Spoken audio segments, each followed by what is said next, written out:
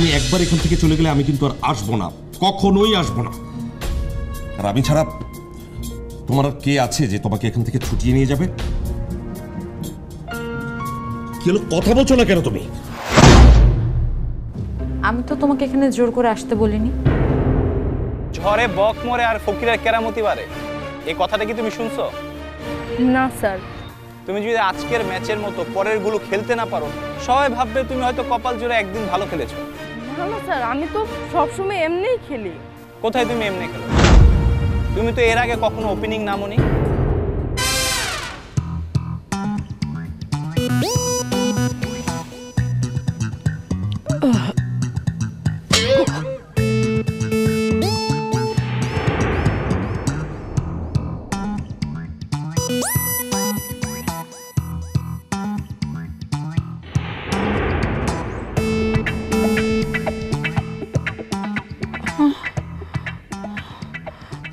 দুলছে কেন?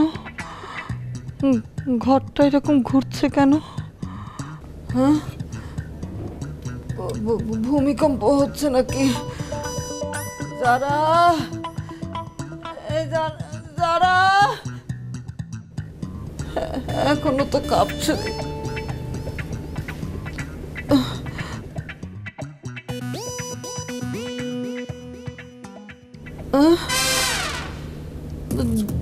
দুটো আঙ্গুলই তো তুললাম, এরকম লাগছে কেন? ভূমিকম্প হলে আঙ্গুল চারটা লাগছে কেন? তারা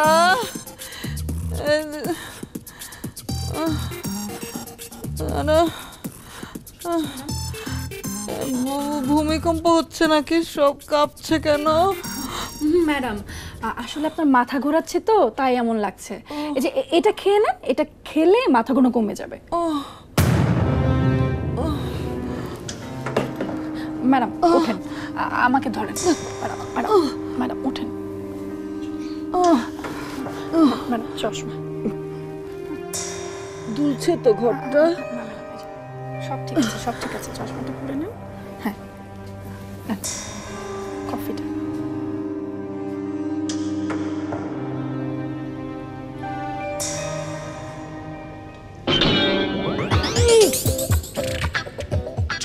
এটা কি দিয়েছো আমাকে? খুব খারাপ।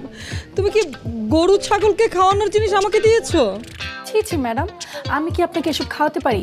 এটা খুবই ভালো জিনিস, আর দুনিয়াতে সব ভালো জিনিসের স্বাদ এরকম বিষাদি হয়। কিন্তু তোমার হাতের রান্না তো খুব ভালো, তাহলে কি ওগুলো স্বাস্থ্যের জন্য খারাপ, তাই সব সময় খেতে নেই। কিন্তু তুমি তো আমাকে প্রতিবেলা। মনি, কি ব্যাপার যারা? তুমি এখনো এই বাসায়? আমি তো তোমাকে বলেছি যে। তুমি বলার কে? হ্যাঁ, তুমি বলার কে? এ বাড়ি আমার, এ বাড়ির মালিক আমি বলেছি যারা এখানে থাকবে কাজের মেয়ে হয়ে। কিন্তু মা, মনি তো। মনের কথা আমার সামনে বলবে না, ওকে তো এখন খুঁজেই পাওয়া যায় না। নবাবজাদি সারাদিন বাইরে বাইরে থাকে, কোনো কাজ করে না আমার। আর ওই যে আয়ানদের ক্লাবে, খেলার ক্লাবে যে চাকরি নিয়েছে, সেটা তো তোমার বিশ্বাসই হয় না। আমার বিশ্বাসে তো কোনো কিছু যায় আসে না মা। আমি শুধু বলতে চেয়েছিলাম যে এই অবস্থায় বাসায় বাড়তি কোনো লোক রাখা মানে হচ্ছে খরচ বেড়ে যাওয়া। এমনিতেই তো সাদিকের। কি হয়েছে সাদিকের?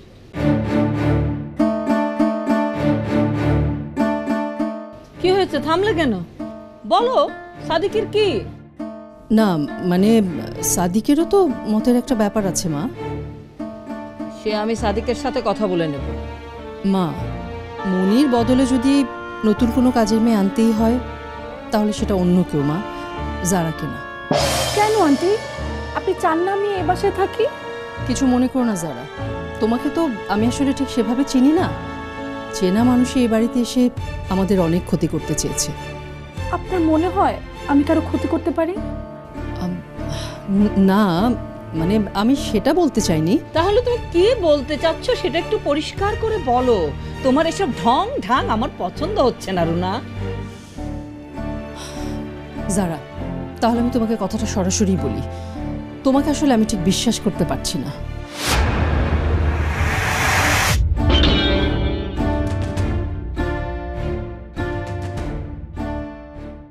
হ্যাঁ 1 ঘন্টার ভেতরে আমার অ্যাকাউন্টে 2 লাখ টাকা। কোন অ্যাকাউন্টে মানে? হ্যাঁ সেটাই তো বলছি। আহা ওইসব এখন না, আগে ফাইনাল ম্যাচ জিতি তারপরে সেলিব্রেশন হবে। রাখছি। বস, মার্কেট তো মাশরাফি জুনিয়র একাই গরম করে ফেলাইতেছে। এর পরবর্তী ম্যাচে কি রান হইব, কি উইকেট পাইব, এটা নিয়ে সবাই টাকা লাগাইতে চাইতেছে। আমরা কি তাইলে? আরে না না, আমি এখন এসব ভাবছি না। তাইলে বস? ফাইনালে যেতে হলে যে আমাদেরকে আরেকটা ম্যাচ জিততে হবে, তোমার খেয়াল আছে? আছে বস, তারপরও মার্কেট গরম থাকতে থাকতে কিছু কামাই নিলে দোষ কিসে? দোষ আছে, দোষ আছে বেটা। বলছিলি না যে এই মাশরাফি জুনিয়রদের কিছুই হবে না? বস আপনি এখন ওই কথা ধরে বসে রয়েছেন। হ্যাঁ চিল বস চিল। আমরা এক ম্যাচে 15 লাখ টাকা খাটাইয়া 1 কোটি 20 লাখ টাকা ইনকাম করছি। আর যদি চ্যাম্পিয়ন হয়েই যায় তাহলে তো বস কোনো কথাই নাই। কি বলতে চাও সরাসরি বলো। বস বলতে চাইছিলাম যে এইবার আমার কমিশনটা একটু বাড়াই দিবে।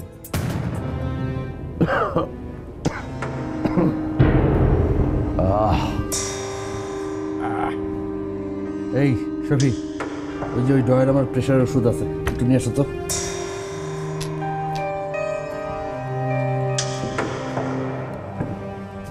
কোথায় বস? পাইতেছি না তো। মনে আছে?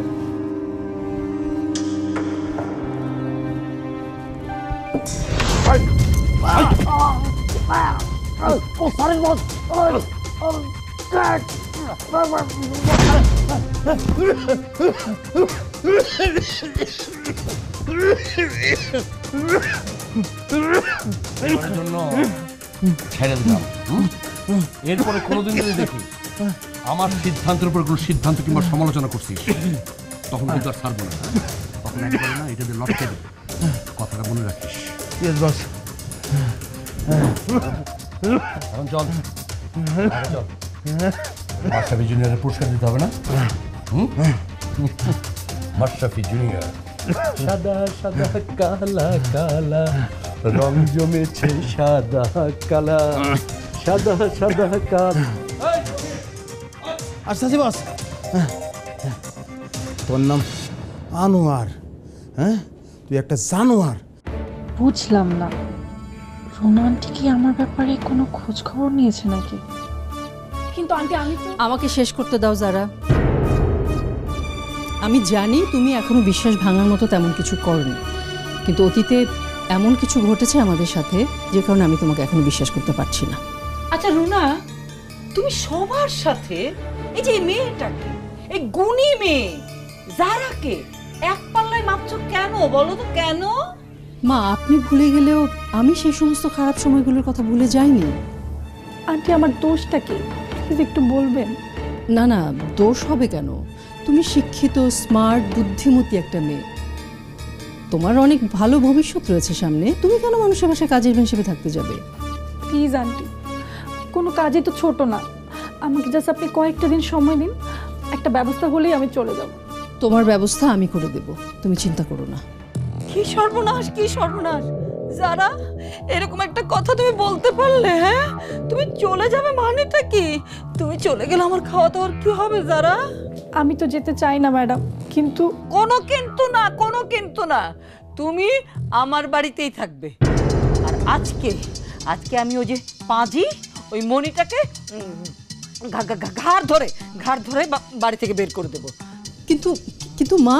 এই মেয়ে, তুমি আমার মুখের উপর কথা বলছো কোন সাহসে? হ্যাঁ বারবার তো তোমাকে বলছি এই বাড়িটা আমার, মনে নেই তোমার?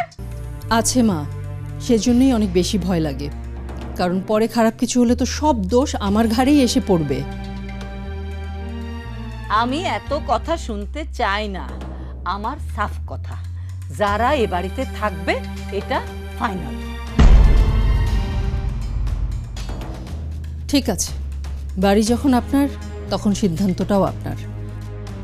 আর যারা, এখন থেকে তোমার ব্যাপারে আমার আর কোনো দায় নেই। আশা করি তুমি তোমার ভালো মন্দটা ঠিকমতো বুঝে নেবে। কি বলে গেল? দায় নেই মানেটা কি? হ্যাঁ বললেই হবে নাকি যে তুমি দায় নেবে না? ও না তোমার আত্মীয় হয়? হ্যাঁ বাবা বাবা, চাকরি করছে তো 2 টাকার মুখ দেখছে, এখন ধরাকে একেবারে স্বরাজ্ঞান করছে। হ্যাঁ, ভাবছি আমি কিছুই বুঝি না। আরে যদি তাড়াতাড়ি যদি হয় তাহলে ওই যে পাজি ভাইটা আছে না তোমার, ওই যে সুজন, তাকে তাড়িয়ে দাও।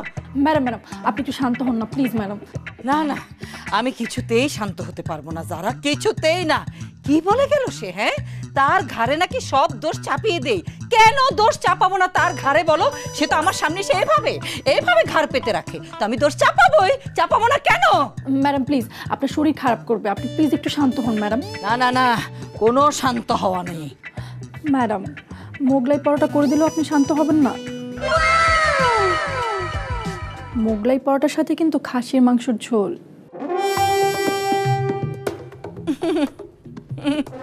তুমি না খুব দুষ্ট আছো, তুমি ঠিক বুঝে যাও কিসে আমাকে শান্ত করানো যাবে। আর এটা খেতে ভালো হয়নি, কিন্তু খুব কাজে দিচ্ছে। আমার না এখন খুব ভালো লাগছে, কিছুই তো দুলছে না এখন আর। যাও যাও, ওই যে পরোটা ভাজো, গরম গরম খেতে হবে, যাও। ঠিক আছে।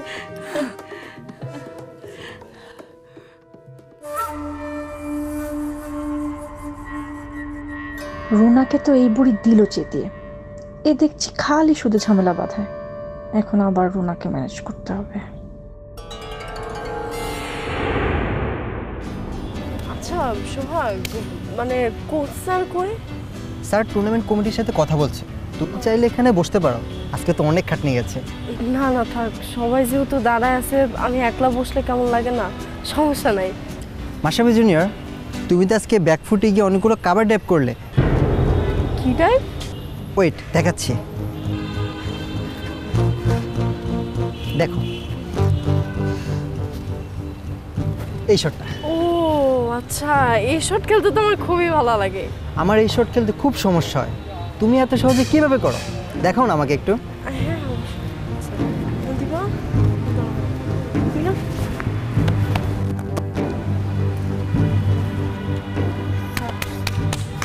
সবাই আছো এখানে? আচ্ছা মাশরাফি জুনিয়র, আজকে তুমি হুট করে ক্যামেরার সামনে থেকে কেন চলে আসলে? ও আসলে স্যার, আমার একটা বন্ধু আইছিল, ওরে নিতেই গেছিলাম। সেটা আমি বুঝতে পেরেছি, তোমার বন্ধুকে দেখে তুমি ভালো খেলার সাহস পেয়েছো, তাই তো? জি স্যার। তুমি আজকে খুব ভালো খেলেছো, কারণ আজকে ভাগ্য তোমার সাথে ছিল। কিন্তু মাশরাফি জুনিয়র, ভাগ্য কিন্তু প্রত্যেকদিন তোমার সাথে থাকবে না। স্যার, শুরু থেকে শেষ পর্যন্ত খেলেছে মাশরাফি জুনিয়র, ওর স্কিল কিন্তু ভালো। স্কিলের প্রসঙ্গ আসলে আমি বলবো স্কিল এখনো অনেক ঘাটতি আছে, সেটা আমি আস্তে আস্তে ধরিয়ে দেব। শোনো, তোমার মতো অনেক প্লেয়ার আছে যারা 1-2 দিন খুব ভালো খেলেছে, কিন্তু পর্যায়ক্রমে আস্তে আস্তে হারিয়ে গেছে। তো তোমার দীর্ঘদিন দলে টিকতে হলে, ভালো খেলতে হলে স্কিলটা আস্তে আস্তে খুব ভালো করতে হবে, উন্নতি করতে হবে। বুঝতে পেরেছো? জি স্যার। কি সব কঠিন কথা কইতাছে, কিছুই তো বুঝবার পারতাছি না। ইস, আয়নটা থাকলে বুঝাই দিত। শোনো সবাই, আজকের player of the match Mashrafe junior. ফাইনালের দিন সে পুরস্কার পাবে। সবাই ওর জন্য একটা জোরে তালি দাও।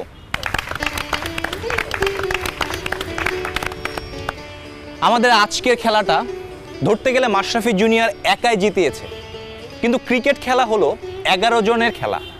সবাই মিলে ভালো না খেললে আমরা কিন্তু জিততে পারবো না। আর কালকের ম্যাচের জন্য আমাদের অনেক কিছু উন্নতি করতে হবে, যেমন আমাদের ব্যাটিং, আমাদের ফিল্ডিং, আমাদের বোলিং, প্রতিটা ক্ষেত্রে আমরা ভুল করেছি। বোঝা গেছে? ওকে, ঠিক আছে, সবাই এখন বাসায় চলে যাও। কালকে সকাল ঠিক 8টায় আমরা মাঠে থাকবো, তারপর একটা ওয়ার্ম আপ করে মাঠে নেমে যাব। ঠিক আছে? ওকে, দেখা হবে কাল।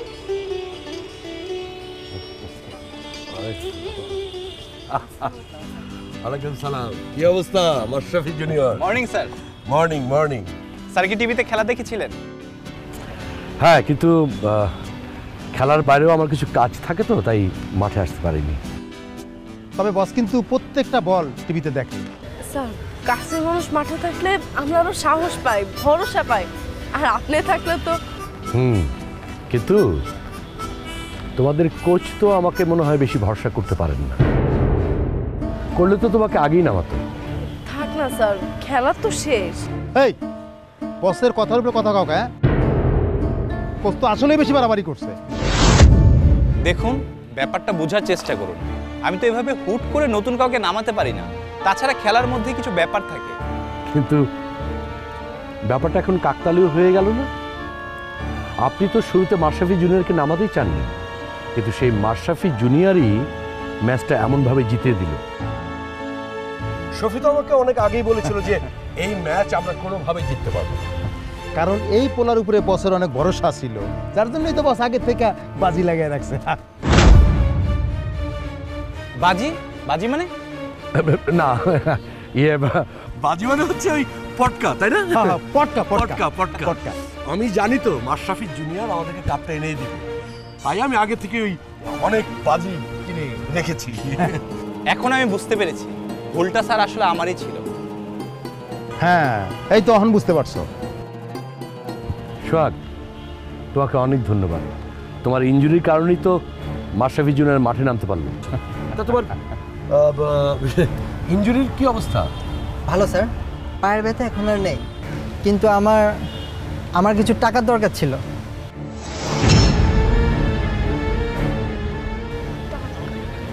কিন্তু তুমি না তখন কইলা যে সবার টাকা দেওয়া শেষ। না, বিষয়টা হচ্ছে আসলে ওটা আমাদের একটা ব্যক্তিগত হিসাব। এই শফি, জি বস। তুমি এক কাজ করো, তুমি সোহাগকে কিছু টাকা দিয়ে দাও। ওকে বস, আহবাতে যাও। আচ্ছা, আমি বুঝলাম না, তোমার গত মাসে টাকা দিলাম, আবার তুমি এত টাকা করতেছো কেন? কি বিষয়টা কি? স্যার, মায়ের খুব অসুখ, ডাক্তার দেখাতে হবে। কিসের তো মায়ের অসুখ? হ্যাঁ, কিসের তো মায়ের অসুখ? তোর গত মাসে টাকা দিই নাই, একবার হলে তুই বাড়ি ভাড়া নাই, আবার কত মায়ের অসুখ? ফাইজলামি শুরু করছো? স্যার ভুলে গেছে স্যার, আর ভুলবো না স্যার। স্যার টাকার খুশি। এরপর যদি আর একবার টাকা করিস, ঠিক আছে?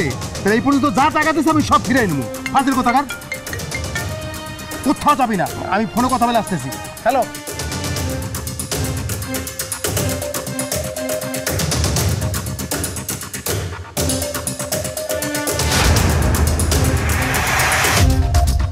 এই নাও, এটা রাখো। স্যার কি মাশরাফি জুনিয়রকে টাকা দিচ্ছে? তাহলে কি ও আমার জায়গাটা নিয়ে নিল?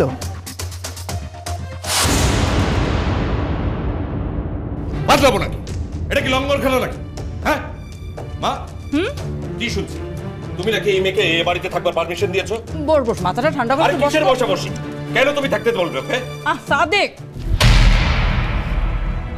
আপনি এখানে আবার কি মনে করে? বাবা, বাবা আমার একটা কথা আছে। কিন্তু আপনার সঙ্গে আমার সব কথাবার্তা শেষ। বাবা প্লিজ, এখানে অ্যাটলিস্ট কোনো সিন ক্রিয়েট করো না।